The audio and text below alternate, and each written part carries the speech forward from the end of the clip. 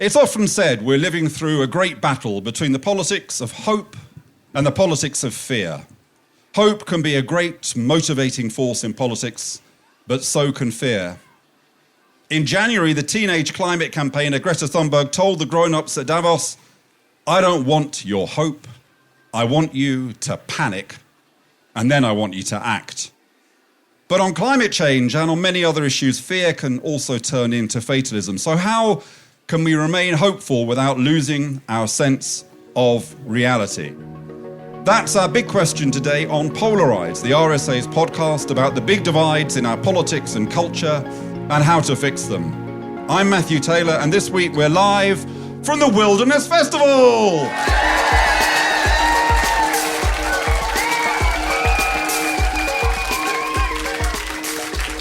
Thank you.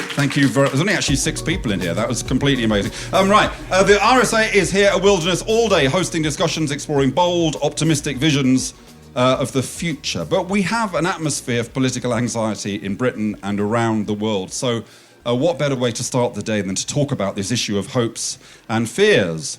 My guest today is a columnist for The Guardian who writes about everything from politics to pop culture, and his Anywhere But Westminster series has taken him all over the UK talking to ordinary people about politics. I've always really wanted John to be my best friend. You know that thing when you're at school and you want someone to be your best friend, but you're too shy to say it to them? I've always felt that way about John. Well, you've said it now. It's good. I'm very honoured. Thank you. Please welcome John Harris.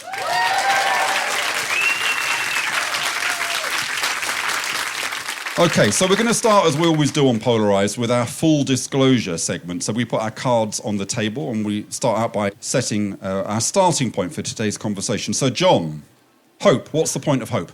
Well, I think of myself as being on the left, progressive sort of side of politics.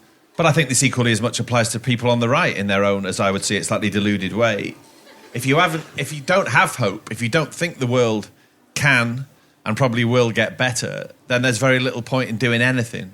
Whether that's writing a newspaper column or taking part in an Extinction Rebellion protest or going on a march or joining a political party or even just getting up and having your breakfast. You can't live without hope, really. I agree with you in the sense that this is a time in which it's often very hard to see even flickers of it. But I still do feel enough hope, having seen and talked to various people and the things that I carry on doing, to keep me going. You just got to look a bit harder. So I'm going to ask you about what gives you hope, John, in a second. But let's bring our audience in. I'm interested. What gives people hope in this room? Feel free to put your hand up and mention anything that gives you here. So we have someone who's got some hope on a kind of faux leather settee. Tell us. What gives me hope are my friends who are running for local government, starting small grassroots movements. That's really inspired me to also support them as well. So seeing those little pockets pop up gives me hope. Very good. That means I have to say my favourite line earlier than I was going to, which is, I think I read it first in a Cornell West book, but it's repeated by lots of people. Greta Thunberg said it as well, which is, it's not hope that leads to action, it's action that leads to hope. Absolutely. OK, yes, the gentleman here. I think the youth of today, I think my generation, people in their 60s and 70s, have kind of caused a lot of issues. The youth, I think, are tremendous, and I have great hope for the youth. Very good. All right, John, I hope you're remembering all of these provocations. That's young people, action, politics, yep. Well, I hope it wasn't a Guardian typo, but last week it was reported that Ethiopians planted 350 million trees. That was not a typo. Yeah. Good. So actually what's happening in the developing world, yeah? Well, I just thought it was amazing. Yep. Yeah, gentleman in a hat. We like a man in a hat. Yeah, hi, good morning, everyone. The rising sun gives me hope because through history, it's the giver of life, the giver of warmth.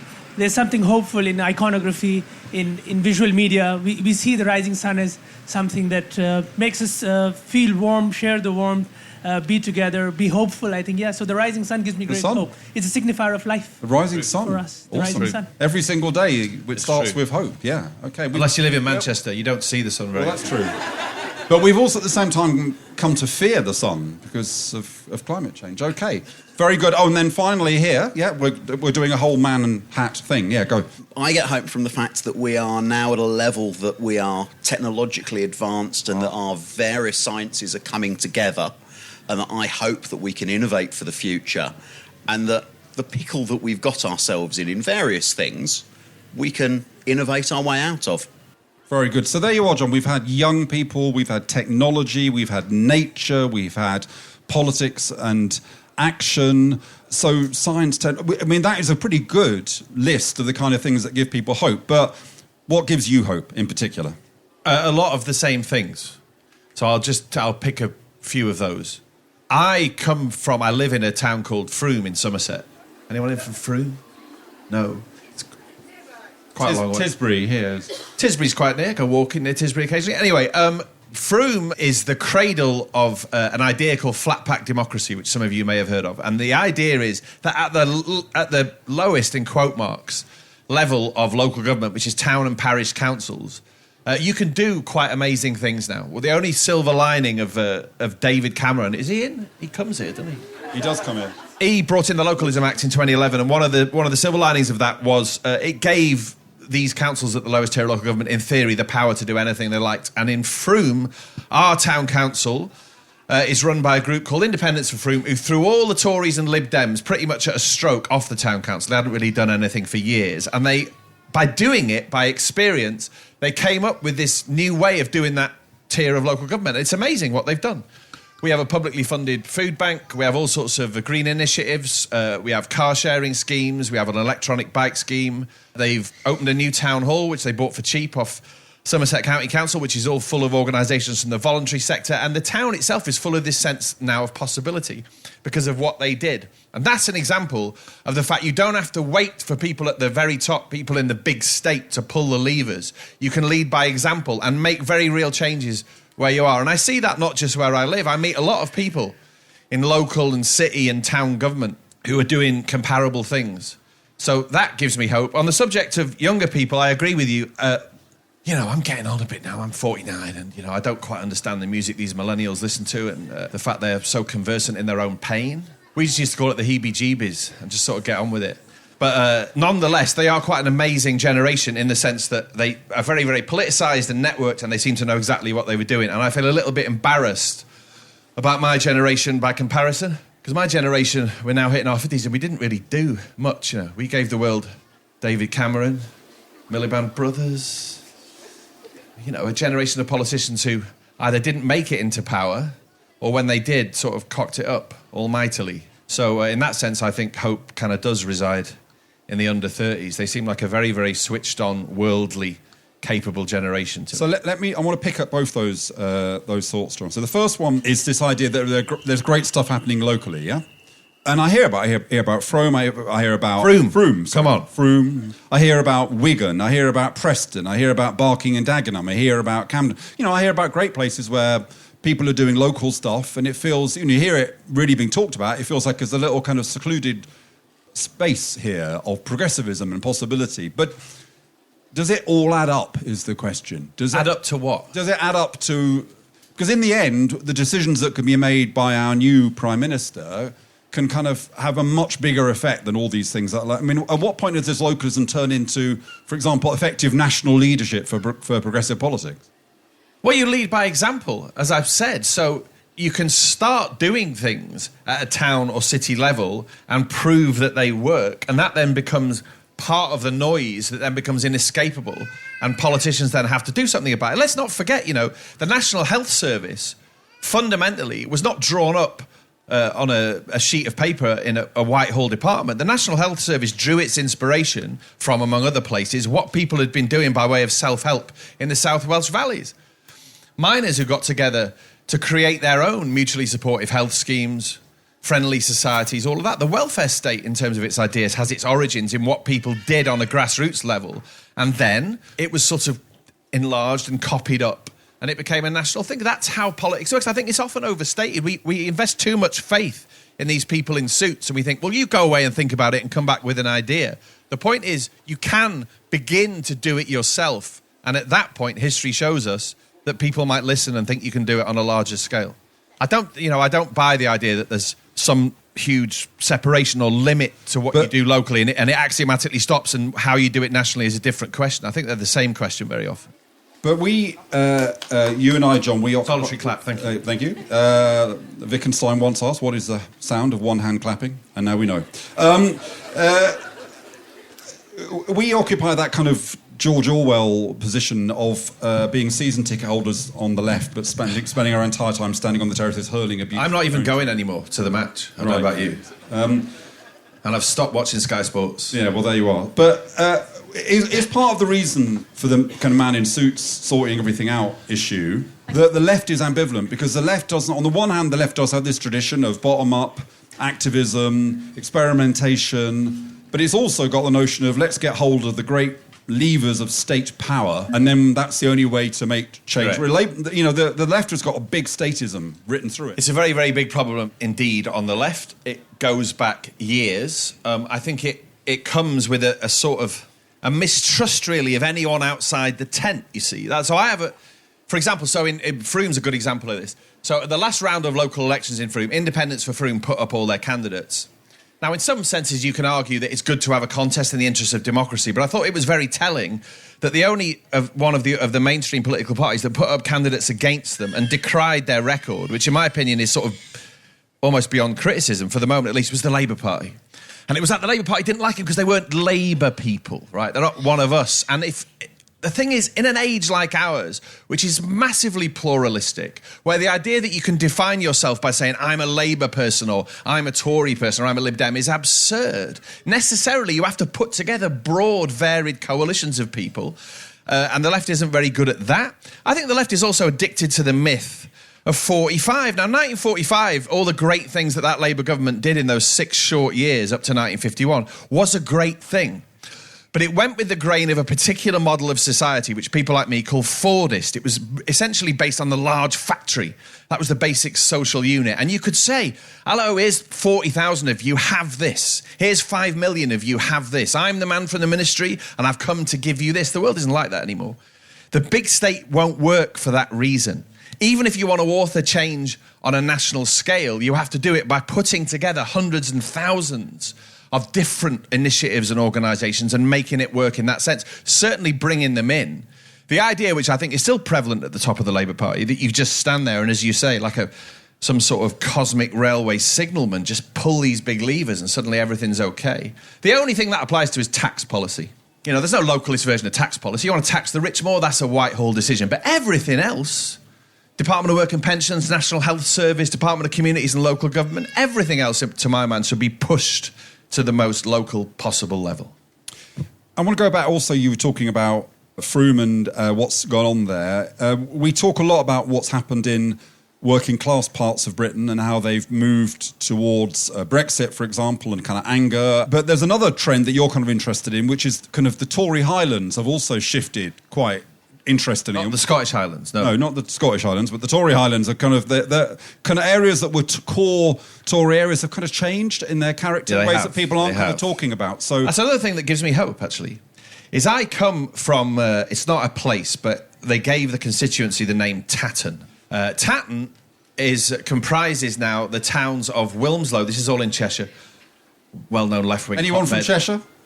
Oh, look, there's 2 people. Where are you from in Cheshire? Warrington. Different Cheshire, see. So Wilmslow, Knutsford, Alderley Edge. Anyone heard of that? Alderley Edge has the highest per capita consumption of champagne of anywhere in Britain. Cristiano Ronaldo used to park his car on double yellow lines, blithely knowing that any fines were like 1p to him. So a lot of it's that kind of place, but it's socially liberal by and large. And it's sort of pro-European, and it's full of people who've done quite well in the Manchester economy and have moved out to where I used to come from. It's changed quite a lot. And have brought sort of city Mancunian values out into the shires, right? As far as I understand it, from the statistics, it has a Remain voting majority. And do you know who the local MP is who succeeded George Osborne? Esther McVeigh. This doesn't make sense, right? And I think if Boris Johnson takes the Tory party further down a kind of hard right, no-deal Brexit path, I think it may have repercussions in places like that. Down the road in Altrincham is sort of used to be a market town. It's now a dormitory town. It used to be the most Tory place on earth. It's the first place I ever visited a wine bar. In 1983, when my mum took me and I wore my pastel-coloured Pringle polo shirt because it was 1983. All its local councillors now are Green Party councillors. Huge things have changed. And it's sort of in the culture, some of that, right? It's a bit like what you see here. I'm not going to say the revolution lies in street food, but the arrival of all these Green Party councillors coincided with stalls selling sourdough bread and artisan cheese on toast and so on. And once the culture, and this is not an ephemeral point, once the culture in these places sort of shifts in that direction, conservatism, as currently constructed, starts having problems. This is what David Cameron thought he'd come to avenge via modernising the Tory party, but that lasted 2 weeks, and then he went to sit in that shed. So I'm going to ask you one more question about this in this kind of hope and fear place, but then we're going to talk a bit about polarisation and what it is that divides society. So I'm going to ask you, the audience, in a few moments to say what it is that you think is dividing society. John, you said something interesting to me just before we started, which is that the kind of cultural and social and the class-based divide has become much bigger than when you were young. Now, I don't think any of us would have predicted that. So say something like that, but also let me join it to something else because I used the word predictability. It seems to me hope requires predictability. So we hope that we can learn the guitar because if we keep doing it, we get gradually better. We hope we can learn a language because. So if everything was completely random, you wouldn't have any hope. The problem is politics feels completely bloody random. So how can you feel hope in a world of kind of randomness? So deal with those questions, and we'll talk about the divides. It's not even 11 o'clock. My kids woke up at 24 minutes past 6. Right, hold on a minute. So first question about the way inequality manifests itself. So I'll talk about myself just briefly. My parents are both from working class backgrounds. My father's father, my granddad, was a South Welsh coal miner. My mum's dad lived above a chip shop his family owned in South Bank, which is still the most deprived part of Middlesbrough in the northeast of England. And they went to university, my parents, and sort of became middle class, right?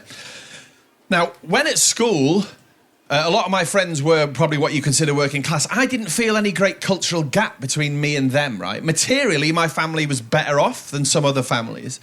But the fact that there was only sort of one generation social mobility between us meant that we sort of felt like we were living in the same world. Now, if you move ahead 30 or 40 years, social mobility stalls. And so you increasingly get people who are second, third, fourth, fifth generation middle class. The first people I met who were second or third generation middle class was when I went to Oxford University. And I met these strange people who had their student photographs, when you all get together and the professional photographer comes around. They were hanging in the toilet. And some of them went back to when they'd only just invented photography, right? I was like, wow, look at that, right? That increasingly feels like the norm in large swathes of the middle class. And I think that makes inequality a very difficult, sort of intractable problem. There are also, to go back to artisan cheese on toast and all the rest of it, there are also cultural manifestations of inequality, and we all participate in them, and they increase our social distance between us and other people, right? You see this at the school gate in a town that's 50-50, right? Parents like me, right, I'm guilty of this. Look at me, do you know what I mean? I've got Vans trainers on, and I made sure I bought my shorts in Gap, and I drink craft beer, and I buy vinyl records. And you've got a beard. I've got a crap beard, and I've got loads of Nigel Slater cookbooks and all of this stuff, and I don't buy wine. That's a good question. How many people in this tent have got a Nigel Slater cookbook? Put your hands up.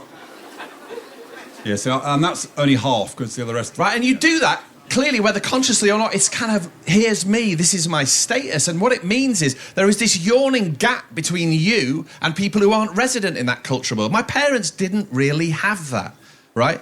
They drove an Austin Allegro, and I remember when wine started to come into the house sometime during the early 80s, and that was about it in terms of the sort of cultural front one presented to the world. Now, there's much more of it, and I think it makes society feel much more polarised and divided, and I think that's a hell of a problem, because people think of inequality in the Thomas Piketty, he wrote that book, Capital, which everyone bought and no one read, me included, because it's about this big, but that's all the kind of 99-1. That's inequality. The 1% and the 99, the rest of us. No, it isn't. The thing that makes inequality so dangerous and screws society up is a division between maybe the top 35 or 40 and the 60 under that. And that's lived out in our everyday lives. The provocative thought there, John, is that the big divide in British society is between the people in this tent and the people not in this tent, which suggests you're part of the problem. So, who in the room has got some thoughts about what it is that's dividing us? Okay, there's a woman there we'll start with. I too went to Oxford from a big Midlands comprehensive school, but now I'm disabled and I see life and obviously think about life in similar ways to you. Now, it seems to me, looking at my own experience, there are three things that divide the poor from the rich now. And as you say, when we were young, it was the luxury items, the things you don't need. But on the things that I need and which I can't afford access to, are first of all, my local authority is Cumbria, which is one of the poorest authorities in the country and refuses to fund treatment that I need. Okay. So the NHS is the first one. The second thing is access to legal aid, which is, of course, been taken away, which, although it only affects a small number of people in the country, is absolutely devastating. So obviously that's a massive thing and has taken us back to the 19th century as regards access to justice. And the third one, access to food that doesn't have rubbish in it. Thank you very much. So we've got austerity and inequality, decline of public services. Let's go here. Yes, I woke up the day after Brexit, and I remember seeing Facebook, and not one person had voted leave, of everyone who tweeted. Yeah. And I remember thinking, who are these people who are voting to leave? I just don't know any of them. And I think it brings me back to, one of the opening points, and this isn't meant in any way as a dig, but I think you made the comment of the deluded right. And I agree, I often am guilty of saying phrases like that also. Do you think that it's kind of language like that makes us less conducive to debate? That's a very good point. Right, thank you. So, the way we caricature each other politically, that's another candidate for divides in British society. We'll go here. I was just wondering, I was working in a primary school for quite a lot of years. I don't anymore. The kind of middle-class parents' kids turn up with a huge vocabulary and they're really articulate and they go to museums and everything. And then there are other kids who don't have those advantages. But it feels like the thing that really holds them back is they have no emotional resilience. And I think that might be like a kind of parenting thing. I'll widen that slightly. So that's a kind of a view that says the big divide is between those who have the kind of tools to thrive in the 21st century and those who don't. And then we'll go here. I was wondering about the cognitive dissonance brought about by the appearance of similarity. So in a world in which you can buy the same outfit in Zara and Primark that you can see on the catwalk, where you can post your Instagram picture to make it look as though you're having a super glamorous holiday in order to fit in with people you go to school with, but in fact you're living a very different life, and ultimately that's going to break down, but you're creating appearance of similarity where actually there's deep divide. Yeah, sort of faux democracy kind of. Yeah, that's nice. Yeah. Or kind of faux status. Final point here, and then we'll bring John back in. I'm going to ask you about Boris Johnson in a minute as well. But I want to return to that language question because I think the fact that we are classified as left and right is really damaging, particularly because we have such a right-wing press. They can label everything that's progressive as left and therefore bad in lots of mad ways. And when you look at Tory and Labour manifestos, they tend to be based around the past. And what we need is parties that are about the future. And I know that everybody actually wants a better future. So what a brilliant set of accounts, a really good question of what divides us, from kind of austerity, public services, inequality, to the kind of the faux idea that we're all part of the same culture when we really know we're not part of the same culture. It's politics, because actually politics is there to heal. It's the way in which we caricature each other. But these are really good theories. So you've travelled the whole country, John, and you've talked to all sorts of people. You are, in my view, the most thoughtful, just about the most thoughtful person on this question of polarisation and what drives it in Britain. So respond to those suggestions and bring to bear other ideas. And most of all, tell us, are these divisions that you can ever see healing? So, you've got 5 minutes. Got 5 minutes, right. Well, austerity, to answer a point, and I think it was sort of implied, actually, in what our teacher friend said as well. The cuts. Austerity is a sort of ugly, abstract word, right? Cutting public services is what we're talking about. And cutting people's access to public services undoubtedly makes all of this worse, because your only way out of the hole, if you find yourself in it, is spending your own money, bluntly put. So as a really good example, my son's autistic. He does okay at school. He gets the support he needs because I had, and my partner has, the informational wherewithal, and let's be honest, the dough to fight the local council and get him what he needs. Now, if you're in a disadvantaged circumstance with a child with special needs, I know from having spoken to people, it is massively difficult to get any supportive provision at all. That's one example. The awfulness of austerity is only compounded by the fact that Boris Johnson arrives at 10 Downing Street. He goes, you ignore all that. We'll just spend loads of money now. So why are there all these kids with special educational needs who haven't got the help they need? Why is adult social care being hacked back when apparently the magic money tree was there all along? Theresa May's famous magic money tree. So that's a huge consequence to all this. The business about resilience and all that, I see what you mean, and I can see that it's true outwardly. But I wonder, in the case of the kind of disadvantaged families that you're talking about, why supplies of resilience in terms of being able to pass them on to their kids, why they're so low? And the answer is they're used up. If you're in a chaotic situation through no fault of your own, if you're on a 0 hours contract, if you live with insecure housing tenure, if making ends meet on a weekly basis is something that's very, very difficult, all your supplies of resilience are going to be used up. And we all know how human emotions work. If you're in that situation, you're not going to be living on a terribly even keel. And your kids will feel that. And that's another way that inequality manifests itself. So a good example of this is when my kids were at primary school, whenever we used to go, I always noticed that the kids used to rock up late for school. You must know this, at like 3 minutes past 9, 10 minutes past 9. They always had, their uniforms always looked pretty ragged and their parents looked stressed out their minds, and they came from the houses in town that were the ones that were on short-term lets, and I know these to look at them, and they're probably run by bad landlords and all that, and it was all kind of part of the same package. You know, inequality, again, this is the thing about the left and its love of the big state. The other thing the left always takes refuge in is statistics. It always talks about inequality as 6% of this and 3% of that, and the 10% of this own 37% of that. That's not how it manifests itself. If you want to talk meaningfully about it, in convincing people who don't think about it that they ought to think about it, but also talking about what you do about it, it's about lived experience, right? You have to talk about it in terms of what goes on every day at 8:30 and 3:30. And when you put your kids to bed and when you switch on the radio and all of that, that's where inequality lives. There's no point talking in percentages. They're real, right? They can inform your argument, but you're not going to convince anybody. We don't need left or right anymore, I disagree with that in the sense that I am on the left. I know I'm on the left because of the basic way that I look at the world. Probably somewhere back in the mists of prehistory, you know, some cave dweller killed a saber-tooth tiger and came back and said, how are we going to divvy this up, right? And half the tribe said, well, you killed it, you can eat it all. And then half of them said, well, can we get together and figure out a more equitable means of distribution? And there, the left-right divide was born, in those hills over there, in a limestone rock formation. I just think it's indicative of an elemental way that different kinds of people think about how to do things. That is not to say, however, that both left and right are stuck in the past, which was your second point, which I completely agree with. We are living in a new economic model, right? A new kind of society. The age of the factory and the big state, and the man from the ministry, to echo something I said earlier, saying, here's this, be grateful and now go away. All of that has gone. It's a time of massive disruption.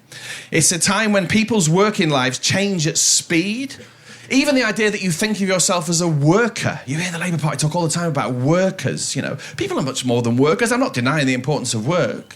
But we live as consumers. Our lives as consumers are very, very important. Our lives as parents, carers, people who don't do paid work. That's the other thing that the discourse of workers does. It removes at a stroke people who have extremely busy, worthwhile lives without whom society would fall apart. So I think it's absolutely right that after all this talk of modernisation from both parties in the last 20 years, we need a big dose of it. But we mustn't let go, in my opinion, of our fundamental sort of principles and beliefs that define what we are on the left. And I want a much more equal society. I want a public realm as distinct from the market. And I want a sustainable world which isn't going to burn. And those things, so far, until the right wakes up, put me on the left.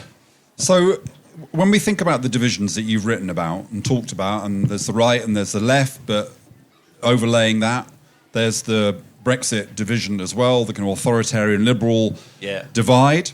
It does feel as though one thing that has to happen is leadership, a different kind of leadership, right?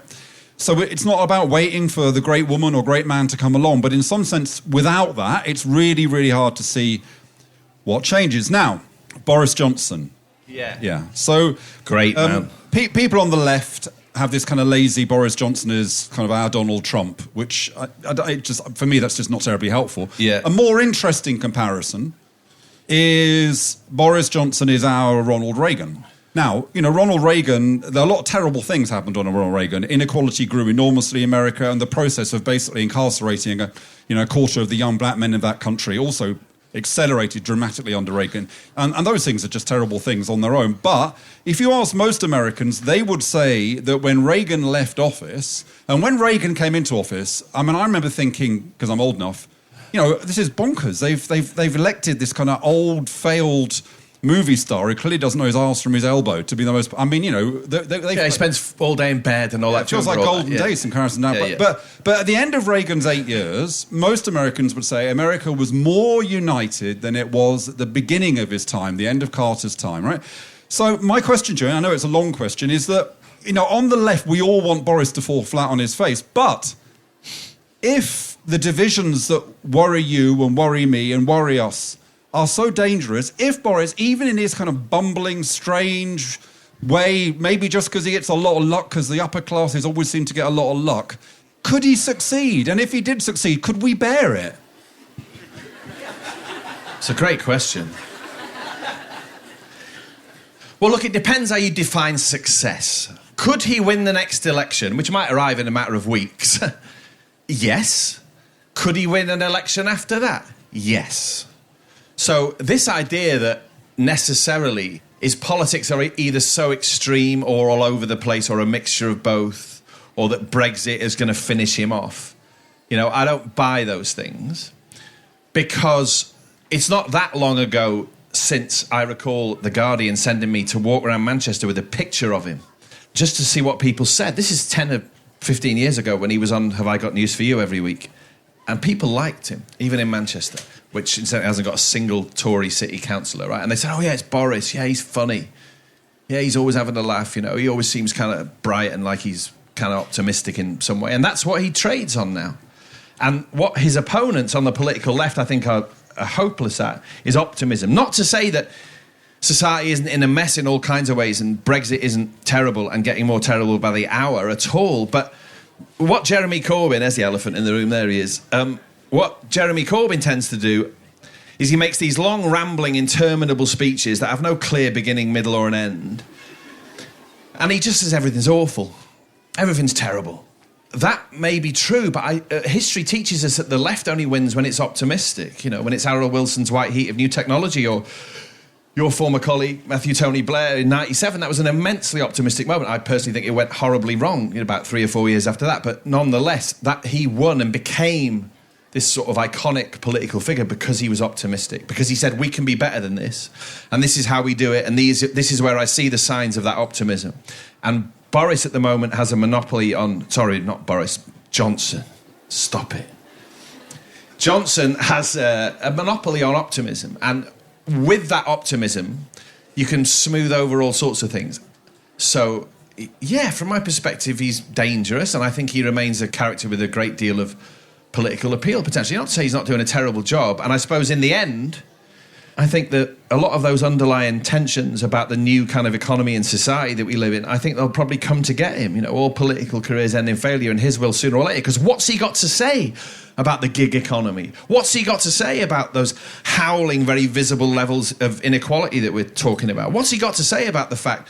he can throw a bit of money at schools and the police in the north of England and so on, but I don't think it's going to get near the state of borderline kind of social breakdown that a lot of our public services are in. So in that sense, I think he'll be found out. But that isn't to say that in the short term won't last for quite a while and he might be very successful. So it seems to me, John, as we finish, that we've kind of gone full cycle because we're back to this question of hope again. So my final question to you is we talked about why you need to hope, and we said, well, you need to hope because that's what, it helps, leads to action, or you need to act because it leads to hope. But there's a kind of more prosaic reason why you have to hope, which is it's just more attractive. And, in the end, politics is about being attractive. But to those people who aren't, everyone in this room is probably quite political. But for people who aren't political, they do respond to what's attractive. And Brexit, Boris Johnson, all of this, if this ends up being a fight between people on the right who say, yes, we can do it, blah, blah, and people on the left going, oh no, everything is absolutely messed up, it's all completely hopeless, well, there's only one winner, isn't there? There totally is. There totally is. Now, Ed Miliband, who I mentioned earlier, and I think, incidentally, he didn't win the 2015 election, but in many senses he had quite a lot of the right ideas, certainly instinctively. He said to me after the Brexit referendum, he's the MP for Doncaster North, and he said that he'd never felt a mood of optimism in Doncaster like there was in the wake of the 2016 referendum, right? People have this idea that people in sort of post-industrial, predominantly working-class parts of England all voted Brexit in a mood of despair, right? That's true to some degree. But what got them the last few inches to the polling station to put the cross in that box was optimism. They felt hopeful voting for Brexit, right? And a lot of them still do. That's something that we have to deal with. And that's a lesson in everything that you've talked about, in the politics of hope. You know, you can't... If you want to make someone who's anxious feel better, they come to you, I'm scared about this, this and this. Do you say to them, you're absolutely right to be scared. I can't imagine what it's like being in your shoes. It must be terrible. And if I were you, I'd kill myself. It's not going to work. You say, do you know what? I think together we can make it better. If you follow me down there to that place, I reckon we can do something about that. And they'll listen to you. So, that feels instinctively correct to me, and I think left politics has yet to take that on board, you know, after 100 years or whatever it's been. One other thing I want to say, though, and this is another cause for hope. Someone mentioned earlier about the use of language about the right and saying that the right was deluded. I think that of right-wing politicians, but the biggest mistake people make in this country, and all over the world actually right now, is conflating or confusing people who vote for particular parties and politicians with those politicians themselves. So everybody who votes for Brexit must be like Nigel Farage, right? And everybody who votes for Donald Trump is exactly like Donald Trump. And it's not true. All the time I meet people who have some views and vote for things that I disagree with, but, although this may sound naive, most of them still seem to me to be very, very good people, often in the midst of difficult circumstances, who have an essentially sort of communitarian, let's maybe do this together and try and get through it and make the world better kind of attitude. And that gives me hope. So in other words, it's not about Nigel Farage or Boris Johnson or Donald Trump's success. It's about our side's failure. And the sooner we get to grips with that, the better. Ladies and gentlemen, John Harris. Thank you very much. Thank you all for coming. Thank you very much for participating in RSA Polarised.